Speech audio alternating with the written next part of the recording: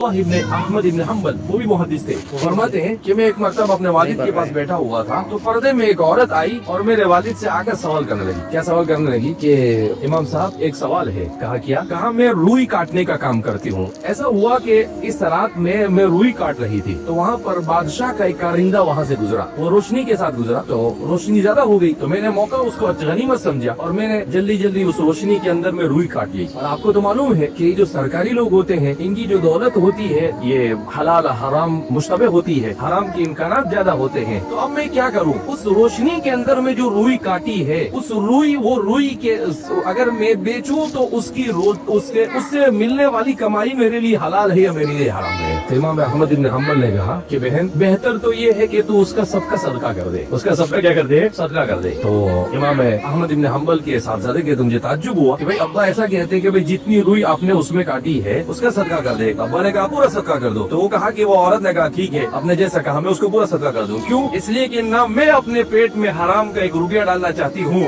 और ना अपनी औलाद को हराम का खिलाना चाहती हूँ। कहा ऐसा तक हुआ? कहा 2-4 दिन हुए फिर वो ऐसी उसी तरह की एक औरत आई, बोल वही औरत थी। तो अब आकर एक और निराला सवाल करने लगी और आकर वो सवाल करने लगी कि मैं जब रुई काटती हूँ तो कभी मेरे पास रोशनी होती है, चिराग होता है तो चिराग की रोशनी में काटती हूँ तो अच्छा करता है, और कभी चिराग की रोशनी मेरे पास नहीं रहती है तो फिर मैं चांद की रोशनी के अंदर में रुई काटती हूँ तो वो कटता है, लेकिन वो जैसा चिराग की रोशनी है वैसा नहीं कटता है, दोनों में फर्क होता है।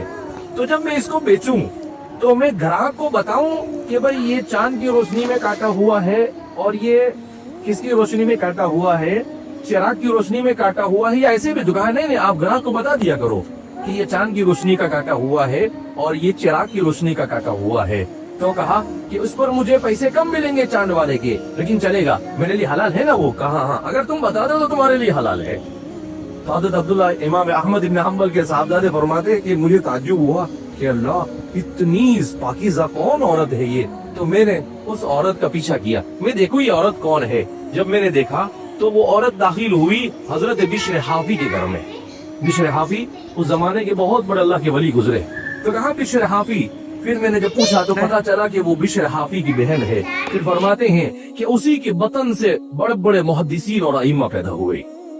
तो जब औरत की जिंदगी में दीन आता है तो पूरा घर इंसान का जन्नत का नमूना बन जाता है। फिर उलमा पैदा होते हैं, मुहद्दिसीन पैदा होते हैं, नेक लोग पैदा होते हैं, अल्लाह के औलिया पैदा होते हैं। इसलिए औरत की